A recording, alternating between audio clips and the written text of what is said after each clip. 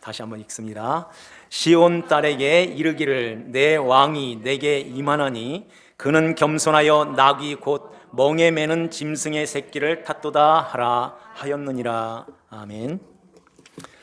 오늘 우리에게 주시는 하나님 말씀 마태복음 21장 1절에서 11절 말씀으로 그는 겸손하여 나귀 새끼를 탔도다 하는 제목으로 하나님 말씀을 선포합니다. 예수님께서 예루살렘에 오르실 때 여리고에서 시작해서 여기 감람산 벳바게를 들려서 거기에서 예루살렘으로 이렇게 들어가시죠. 왜 여리고에서 이렇게 오시게 될까요? 스가랴 선지자의 예언에 왕으로 오르시기 위해서 예루살렘에 오르신다 말씀하시는데, 왕으로 오시면은 제자들에게 건너편으로 가서 말 한 필, 멋있는 말 한 필 끌고 와라. 그래서 말을 타고선 아주 위풍당당하게 딱 이렇게 오르셔야 되는데, 왜 그것도 나귀 새끼를 타고서 아주 가장 힘없는 모습으로 예루살렘에 이렇게 올라가실까요? 그리고 여기에 나귀 새끼를 끌고 왔을 때 제자들이 나귀의 위에다가 이렇게 옷을 얹고 예수님이 그 위에 타고 가세요. 그리고 대다수의 무리들은 자기의 겉옷을 길에다가 이렇게 펼쳤다고 그래요. 이런 게 무슨 의미를 담고 있을까요?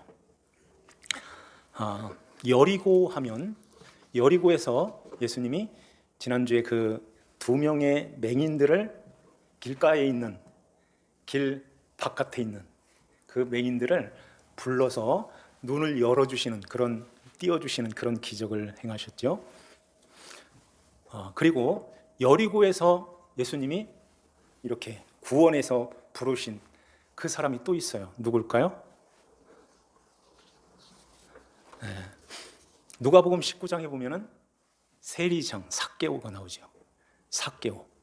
그래서 삭개오에게 오늘 구원이 이 집에 이르렀으니 이 사람도 아브라함의 자손이로다 이러면서 구원을 말씀하세요. 여리고에서 또 한 명의 사람이 구원을 받는데 혹시 생각나요? 누굴까요? 기생 라합이죠. 기생 라합. 그때는 이스라엘 백성들이 출애굽하여서 요단강을 건너서 처음으로 맞이하는 그 성, 여리고성을 통과해야 가나안 땅으로 들어가게 되는데, 그 여리고성의 그 난관에 딱 부딪힌 거예요. 그래서 그 여리고성은 그 둘레가 이렇게 성의 그 넓이가 마차가 지나갈 정도로의 큰, 이게 무너지지 않는, 사람의 힘으로 무너뜨릴 수 없는 그런 엄청난 그런 성이 쫙 이렇게 막고 있었던 것입니다. 이 성이 하나님께서 이스라엘 백성들을 매일 이렇게 한 바퀴씩 돌고 7일째 되는 날에는 7바퀴 돌아라. 그리고 제사장이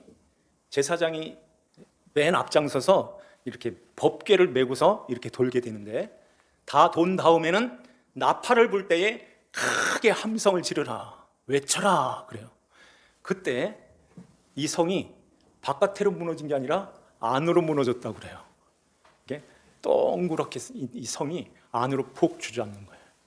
그러니까 그 성 위에 있는 모든 군인들이 다 몰살해서 죽고, 그 성 밑에 있는 모든 사람들이 죽고, 그 가운데에 약한 사람들만 이렇게 남게 되죠. 이스라엘 백성들이 진격해서 들어가서 다 진멸하고 그 성을 이렇게 점령했던 것입니다.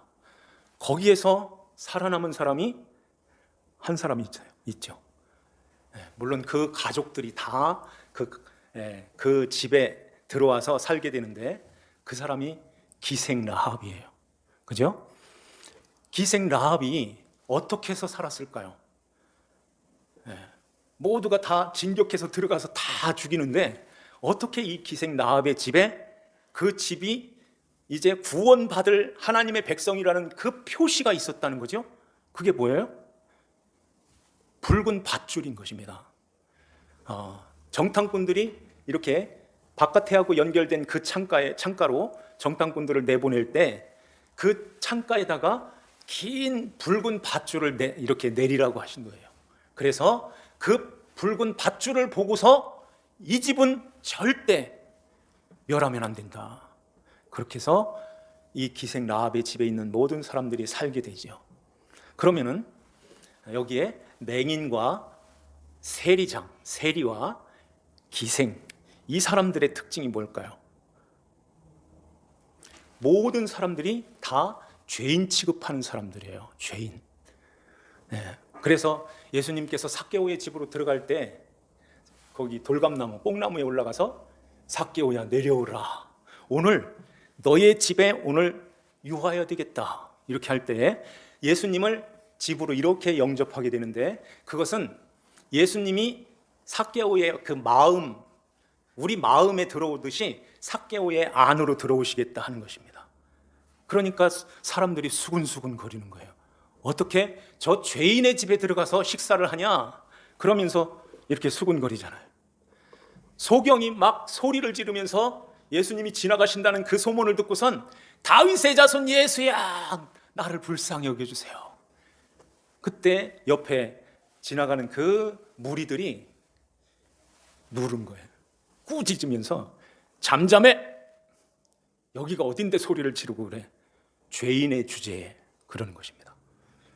이스라엘 백성들이 그렇게 죄인 취급을 하는 거예요. 기생, 그 창기들을, 이런 자들도 마찬가지죠.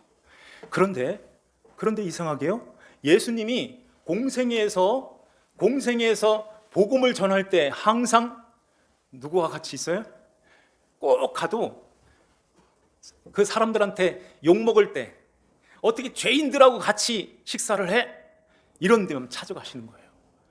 예수님이 항상 계시는 그곳에는 이런 세리들, 죄인들, 맹인들, 창기들, 이런 자들이 같이 어울려서 같이 식사를 하는 것입니다. 식사를 하였다는 것은 마음과 마음이 통하고 서로 이렇게 친근감 있는 그런 자들인 거죠. 이렇게 친하다는 것은 마음을 주고 마음을 받고 서로 깊은 말도 하고 이러한 관계가 되었다는 거예요. 그러면 그 자들에게 주님께서는 무엇을 주고 싶어 할까요? 그들하고 같이 식사하면서 내가 이렇게 너희들과 같이 이렇게 식사를 하면서 이렇게 즐기고 있는데 내가 너희들의 줄 귀한 양식이 있단다. 이거 먹어야 돼. 이걸 주기 위해서 그들과 늘 같이 했던 것입니다. 그래서 이렇게 여리고에서 그 예수님이 들어가시자 그 여리고가 사실상 이렇게 무너지는 거예요. 왜 무너질까요? 사람들의 마음, 사람들의 편견이 무너지는 것입니다. 주님이 무너뜨리시는 거예요, 그걸. 왜냐하면 사람들은 모두가 다 저런 사람은 죄인인데 죄인이 어떻게 하나님 앞에 나가? 모두가 다 자기가 의인이라고 생각하고 자기가 잘났다고 생각하는 거예요. 그런데 주님께서 그 여리고를 무너뜨리시는 것입니다. 그걸 무너뜨리고 이제 내가 온 것은 너희들처럼 그렇게 잘난 사람, 그렇게 의인은 의인이라고 하는 그런 사람을 구원하러 온 것이 아니라 내가 온 것은 이런 사람을 구원하러 왔어. 그거 무너뜨리고 거기에서 구원받을 하나님의 백성, 하나님이 택한 하나님 백성들을 싹 빼내오시는 거예요. 거기서 건져내시는 것입니다. 그러면은 그것이 우리 마음으로 들어왔다고 생각해 보세요. 무엇이 가장 이렇게 돌같이 단단하고 강한 그 돌같이 단단한 그런 것이 어떤 걸까요? 사람의 마음인 것입니다.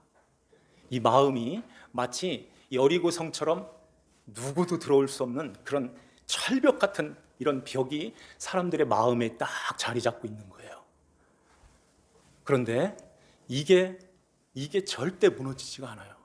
왜냐하면 선악과를 따먹고선 왕의 자리, 큰 자, 높은 자의 자리에 딱 앉아서 다 말을 타고선 이렇게 왕의 모습으로, 그런 모습으로 다 있는 것입니다. 요즘에 대통령 선거철이 됐다고 서로 막 끌어내리고 서로 밟고 서로 이렇게 뭘 씌워가지고선 이렇게 해서 자기가 높이 올라가서 거기 가서 내가 안고 말 거야, 이런 마음을 다 갖고 있는 거예요. 그 사람들은 대표로 있는 거고, 그 여건이 된다면은 우리들도 똑같은 그 자리에 있는 것입니다. 누가 거기서 양보를 할까요? 누가 거기서 희생을 해요? 이 선악과 몰고 있기 때문에 이 세상 모든 사람들은 다 여리고 성과 같은 그 성이 둘러져 있는 것입니다.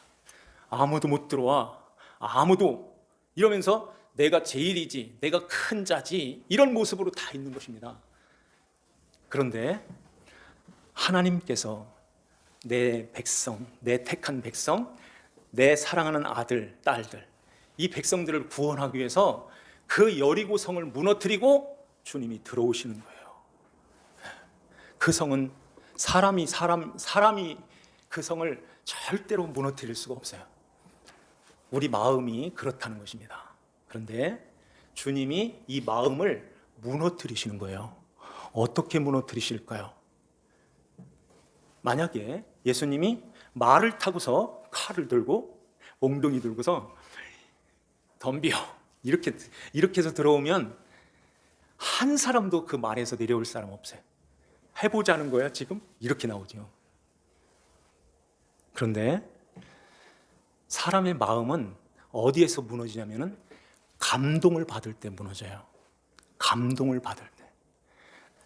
집에서도 남편과 아내가 사랑하는 가운데서 감동을 받으면 당신 마음대로, 당신이 원하는 대로, 당신 뜻대로 해, 이렇게 되죠. 잘 따라갈게, 이래야 되는데 힘으로 막 이렇게 나오면은 앙할랑할하면서요. 왜 내가 져? 왜 내가 나를 버려? 이러면서 맞서서 끝까지 가는 것입니다. 안 되는 거예요. 감동을 받는 거예요. 하나님이 우리를 이렇게 힘으로 했다면은 우리가 절대 거기에 꺾이지 않을 사람들이에요. 튀어나가면 튀어나갔죠. 그런데 하나님이 우리를 사랑하시는 그 사랑에 우리가 감동이 되는 것입니다. 그래서 예수님이 말을 타고 힘을 가지고 들어오시는 것이 아니라 가장 연약한 모습으로 나귀 어미도 아닌 나귀 새끼를 타고 찔룩찔룩하면서 왕이 되시겠다고 거기에 오르시는 거예요. 그래서 예루살렘에 올라가셔서도 세상 왕자에 오르시는 것이 아니라 거기에서 십자가에 죽으시는 것입니다. 십자가에 죽으시러 가시는 거예요. 그래야 우리가 사니까. 하나님의 택한 하나님 백성들이 하나님을 떠나서, 하나님을 떨어져서 이 세상에 태어났기 때문에 모두가 다 사망 가운데, 이 죄의 사망 가운데 놓여서 있게 되는 거예요. 그래서 다 어두움의 죽음 가운데, 사망 가운데 놓여 있는데 우리를 어떻게 우리가 거기서 일어나서 살아나겠어요? 우리를 살리시기 위해서 예수님이 가장 낮은 사람의 몸을 입고 이 땅에 오셔서 십자가에서 우리를 구원해 주시는 것입니다. 그거 하시기 위해서 예수님이 이 예루살렘에 올라가시는 거예요. 그래서 십자가에서 다 이루었다 하시고 우리를 대신하여 우리를 품고서 십자가에 죽으시는 거예요. 예수님께서 이렇게 이제 여리고에서 거기서 떠나서 감람산 벳박에 그 마을로 들어가셔서 바로 예루살렘에 올라가시지 않고 거기로 가셔서 제자들에게 저 건너편으로 가면 나귀와 나귀 새끼가 매여 있다. 가서 풀어서 이끌고 끌고 와라. 누가 뭐라고 하면 주인이 쓰시겠다고 해. 그러면 줄 거야. 제자 2명이 가서 그렇게 했더니 진짜 거기에 나귀가 있는 거죠. 풀러서 가지고 오려고 하는데 그 임자가 남의 나귀를 왜 끌고 가는 거요? 지금 뭐 하고 있는 거요? 이렇게 했겠죠. 주인이 쓰시겠다. 우리 주님이 쓰신답니다. 그러니까 그러세요. 그러면은 얼른 가지고 가시죠. 저도 따라갈게요. 이렇게 했겠죠. 그래서 나귀와 나귀 새끼를 이렇게 끌고 왔는데 어미를 타면 조금 폼이 날 텐데 나귀 새끼를 또 타는 거예요. 한 번도 타지 않은 사람들이 타지 않았던 그 나귀 새끼를 이렇게 주님이 타고 가시는 것입니다. 주님이 타려고 하는데 잠깐만요. 그러면서 제자들의 옷을 이렇게 벗어서 거기다가 나귀 위에다가 안장을 만드시는 거예요. 제자들의 옷을 거기다 다 이렇게 쌓는 것입니다. 그리고 예수님이 거기에 적 앉는 거예요. 왜 이렇게 제자들의 옷을 이렇게 깔고 앉고서 예루살렘으로 이렇게 가실까요? 제자들은 예루살렘에 가면은 다 흩어져서 도망갈 거예요. 그런데 주님께서 너희들의 옷은 내가 갖고 있어 하는 거예요. 그리고서는 내가 십자가에서 너희들의 옷을 빨아줄게 하는 것입니다. 십자가에서 흘리신 그 피로 예수님 제자들의 옷을 빠는 거예요. 그 그림이 우리 창세기 한번 찾아볼까요? 창세기 49장 한번 찾아보죠.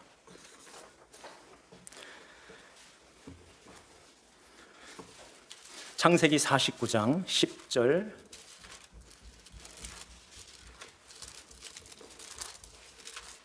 자, 10절부터 11절을 보면 이 말씀을 합니다. 규가 유다를 떠나지 아니하며 통치자의 지팡이가 그 발 사이에서 떠나지 아니하시기를 실로가 오시기까지 이르리니 그에게 모든 백성이 복종하리로다. 11절 다 같이 읽습니다. 그의 나귀를 포도나무에 매며 그의 암나귀 새끼를 아름다운 포도나무에 맬 것이며 또 그 옷을 포도주에 빨며 그의 복장을 포도즙에 빨리로다. 아멘. 이것은 야곱이 유다를 축복할 때에 하나님 이렇게 축복하는 그 내용이 여기에 담아 있어요. 그러면서 그의 나귀를 포도나무에 맨대요. 그 포도나무는 요한복음 15장에 보면은 예수님이 나는 참 포도나무요 그런 말씀하시죠. 예수님께 그의 나귀는 그가 누굴까요? 하나님이 나귀인 우리를 예수님에다가 매놓으신다는 거예요. 그러면서 그의 암나귀 새끼를 아름다운 포도나무에 맬 것이며 그의 옷을 포도주에 빤대요. 그의 복장을 포도주에 빨리로다. 포도즙에 빨리로다. 그 포도즙에다가 옷을 빨면 어떻게 될까요?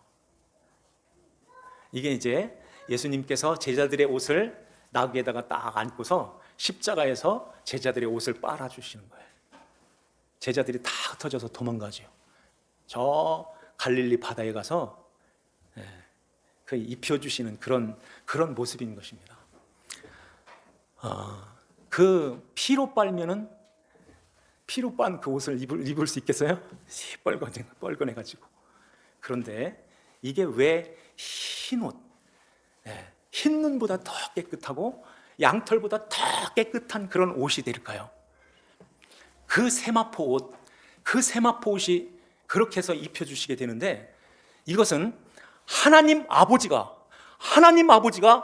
그 옷을 볼 때에 이거보다 더 깨끗한 옷은 없다 이렇게 보시는 것입니다. 하나님 아버지가 보시는 눈으로 보시는 거예요. 내 아들의 피로 말미암아 죄 사함을 받고 나한테 오는 그 자들이 이 옷을 입게 되는데 이 옷을 입은 자만 나에게 올 수가 있어 하는 거예요. 그래서 임금의 아들의 잔치집에 이 세마포, 그러니까 예복을 입혀주시는 것입니다.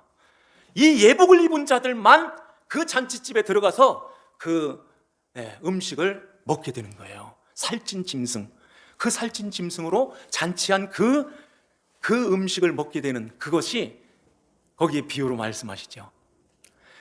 이것이 바로 우리가 예수 그리스도로 말미암아 죄 사함을 받은 자들은 이렇게 주님 앞에 나와서 주님의 말씀의 이 양식, 말씀으로 배설한 이 잔치에 하나님의 말씀을 우리의 마음에 잘 담을 수 있게 되는 것입니다. 우리가 이렇게 배부름을 얻게 되는 거예요. 하나님의 말씀이 곧 하나님이신데 그 하나님을 인격적으로 만나게 되고 그 하나님을 우리 안에 이렇게 모시게 되는 것입니다.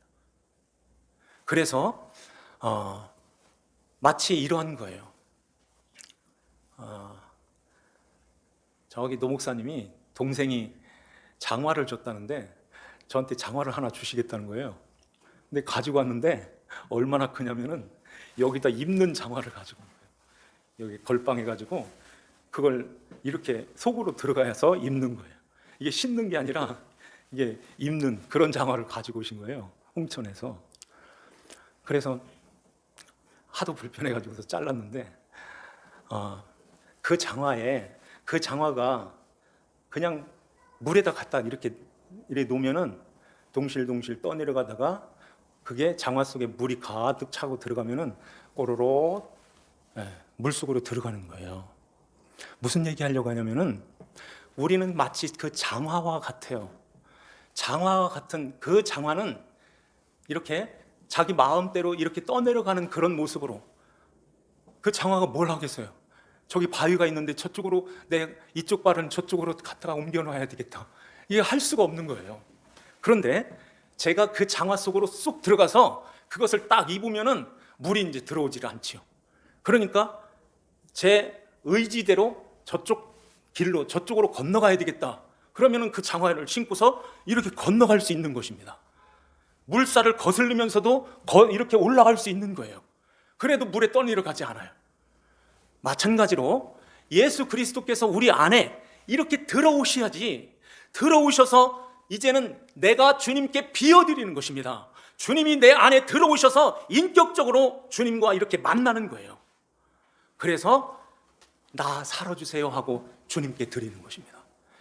이게 사람이 그 철벽 같은 여리고성과 같은 인간의 그 마음이 어떻게 그게 무너지고 우리 안에 나를 드리는, 나를 비워가지고 그분을 모시게 되는 그 삶을 살게 되겠냐는 거예요. 절대 있을 수 없는 일인데 우리 마음이 감동이 돼가지고선 그렇게 할게요 하고 예수님을 모셔드리는 것입니다. 왜냐하면 나 같은 죄인을 살리기 위해서 나는 이렇게 장화처럼 떠내려갈 수밖에 없는 아무런 것도 아닌데 저 길가라는 말은 길이요 진리요 생명이신 예수님 바깥에서 구걸하는 사람, 이런 자였다는 거예요. 아무것도 못하고 아무것도 할 수 없고 아무데도 찾아갈 수 없는 그러한 맹인이었는데 주님이 우리 안에 들어오심으로 눈이 열려지게 되고 이제는 밟게 되는 거예요. 그 땅을 밟고 가는 것입니다. 어디에서요? 그래서 마가복음에 보면은 그 맹인이 이제 눈이 띄어지면서 예수님께서 내 믿음이 너를 구원하였느니라, 그러니까 즉시 눈이 열려져 길에 들어와 예수를 따르더라 그래요. 길에 들어왔다는 것입니다. 길 바깥에 있었는데 길 안으로 들어와서 예수님을 따라가는 거예요. 어디를 향해서요? 십자가 지러 가는 것입니다. 예수님이 지금 예루살렘에 십자가를 지러 가시는 거예요. 그래서 그 맹인의 옷까지, 제자들의 옷까지 다 이 나귀 위에다가 앉혀서 예수님이 꽉 밟고선 꽉 눌러 앉고서 어디를 가려고 그래? 하고서 끌고 가는 것입니다. 다 흩어지지만은 나중에 그걸 빨아가지고 세탁 싹 해가지고 예수님 제자들에게 찾아가는 그런 모습, 그런 이미지의 그림인 거예요. 그런데 예수님이 이렇게 제자들의 옷은 이렇게 나귀에서 이렇게 앉아서 가시는데 여기에 대다수의 무리들, 다시 한번 본문으로 다시 한번 와볼까요?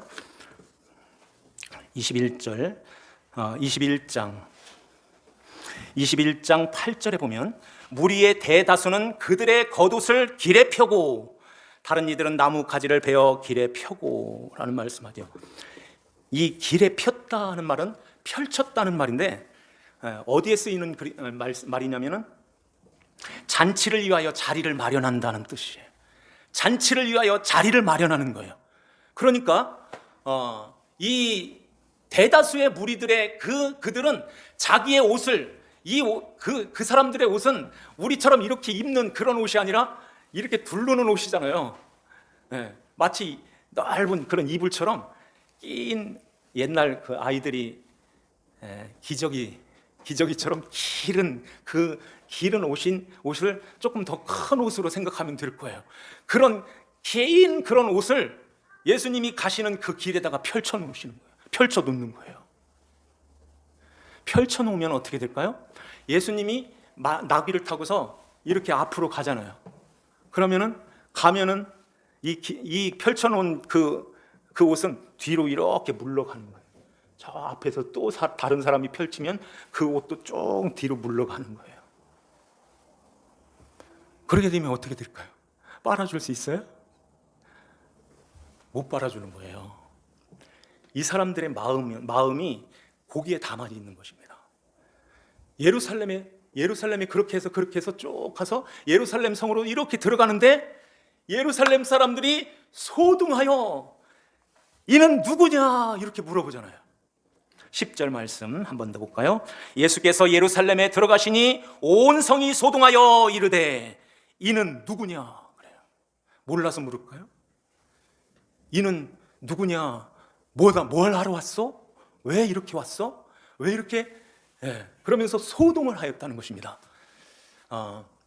예수님이 이렇게 오실 때 소동했다는 말이, 예루살렘 사람들이 소동했다는 말이 또 한 번 있죠. 어디에서 있었어요? 마태복음 2장에 보면은 예수님께서 그 베들레헴에서 태어나실 때 그 동방에서 박사들이 오게 되죠.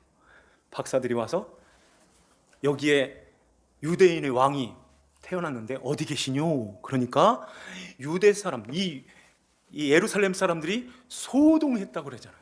헤롯도 그렇고. 왜 소동을 할까요? 왕이 태어났다고 하니까 소동해요.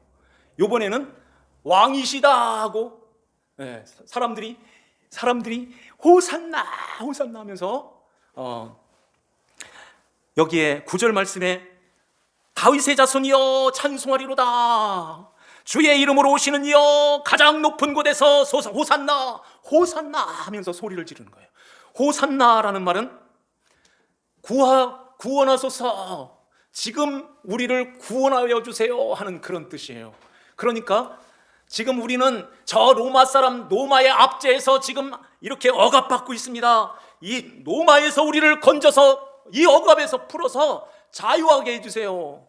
이런 메시아, 이런 임금으로, 이런 왕으로 기다리고 이런 왕으로 기대하고 이렇게 따라왔던 것입니다. 그러니까 예루살렘 사람들이 소동했다고 하죠. 소동했다는 말은 안절부절하는 거예요. 안절부절. 어떡하지? 쟤네들은 어떻게 그걸 알고서 저 여리고서부터 여기까지 이렇게 자기 거두까지 펼쳐가지고선 이렇게 예수님이 왕이 되시는 데다가 이렇게 섬기기도 하고 돕기도 하고 왕이 되시는데 이렇게 자기를 온전히 이렇게 드려지는 그 삶을 그렇게 살아왔을까? 이렇게 했을까? 하면서 그럼 우리는 뭐야? 우리는 어떻게 해야 되지? 소동하는 거예요. 쟤네들이 다 차지하면 우리는 뭐야? 이렇게 그러면서 이 세상의 것에 다 집중되어 있는 것입니다. 그러니까 예수님이 그 옷을 빨아줄 수가 없는 거예요. 예수님께서 나귀를 타시면서 거기다 깔면 안 돼, 거기다 깔면 안 돼. 너의 옷은 내가 빨아서, 내가 십자가에서 네 옷을 빨아서 너희들에게 입혀줘야 되는데 거기다 깔면은 네가 나를 이렇게 섬긴다고, 네가 나를 이렇게 돕는다고 도와서 되는 게 아니야.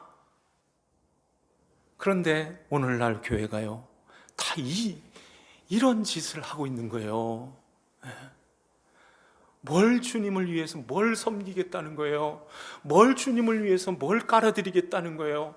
뭘 편다는 것입니다. 펴겠다는 거예요. 그게 아니라 예수님, 내 옷 받아요. 던져야 되는 거예요.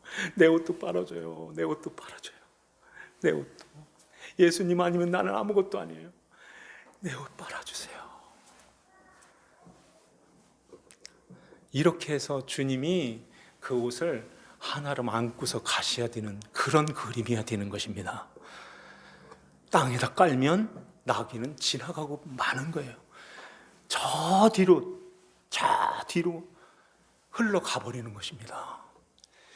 이게 세상 임금으로 나를 위해서 내 소원 이루게 해달라고 하는 그 소원 가지고서 예수님을 따라가는 그 모습인 거예요. 그건 아닌 것입니다. 주님이 오신 것은 이 세상 것 주기 위해서 오신 것이 아니라 우리를 죄에서 건져서 하나님의 자녀로 입성시키기 위하여, 하나님 나라로 드리기 위하여 주님이 이 땅에 오신 거예요. 그래서 주님이 세상 임금으로 말을 타고 올라가시는 것이 아니라 나귀를, 그것도 나귀 새끼, 마치 어른이 세발 자전거 막 이렇게 타고 가는 그런 모습인 거예요. 띠뚱띠뚱 하면서 발 질질 끄시면서요. 그 어린 나귀가 뭘 하겠어요. 그런데 주님을 모시고서 이렇게 가는 것입니다. 그 나귀가 예수 그리스도의 그 포도나무에 매여 가지고 가고 있는 거예요. 그래서 주님을 모시고 이제는 우리의 철벽 같은 그 여리고성이 다 무너지고, 나 죄인 맞아요, 내 눈 감겨져 있어요, 주님밖에 없어요 하고 열어주세요. 주님을 내 마음에 모셔요. 삭개오처럼 그렇게 주님을 모실 때에 믿음이 너를 구원하였다, 그렇게 말씀하는 것입니다. 내가 준 그 믿음이 너를 이렇게 구원해서 내 아들, 하나님의 아들, 딸들이 됐구나. 내가 입혀주는 그 옷으로 내 신부가 되었구나. 그러면 나와 함께 영원히 어린 양의 혼인잔치에 들어가서 먹고 마시자 하게 되는 것입니다. 영원한 그 하나님 나라가 우리 앞에 이렇게 펼쳐져 있어요. 이 은혜를 주신 하나님 앞에 우리는 어떻게 살아야 될까요? 나의 고삐는 지금 어디에 매여 있습니까? 어디에 매여 있어요? 예수님께 매여 있나요? 아니면 세상에 썩어져가는 아무것도 아닌 거기에다가 매놓고선 거기에서 맴돌고 있나요? 예수님을 위해서 뭘 하겠다고 자기의 옷을 거기다 펼쳐놓는 것입니까? 아닌 것입니다. 예수님 그 나귀에다 척 걸치고선 빨아주세요, 이렇게 가야 되는 것입니다. 그리할 때에 주님께서 깨끗하게, 하나님 아버지가 그것만 깨끗한 거야, 그 세마포 옷으로 입고 예수님 손잡고 우리가 영원한 아버지 나라에서 영원히 사는 저와 여러분들 되시기를 주 예수님의 이름으로 축원합니다. 기도드리겠습니다. 하나님 아버지 감사드립니다. 우리 아버지 하나님께서 저희들을 사랑하여 주셔서 예수 그리스도를 믿음으로 말미암아 이제 죄 사함 받고 하나님 아버지의 자녀로 삼아 주심에 감사드립니다. 아버지 하나님, 우리의 여리고성과 같은 그러한 철벽 같은 그 성이 어떻게 무너지겠습니까?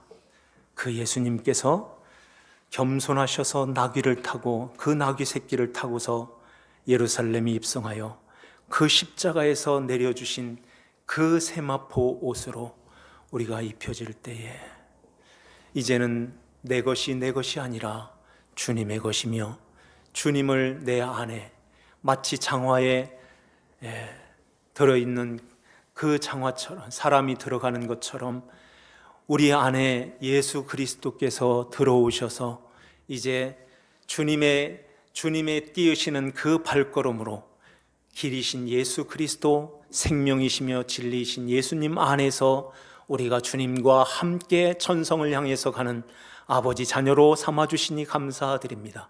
성령 하나님께서 저희들을 붙들어 주셔서 세상 헛된 길로 가지 아니하고 주의 말씀 가운데서 인격으로 주님을 만나고 주님의 인도하심을 따라서 천국을 살아가는 아버지 자녀들이 다 되게 하여 주시옵소서. 아버지 하나님께 감사와 찬송을 드리오며 저희들을 구원하신 주 예수님의 이름 받들어 기도하옵나이다. 아멘.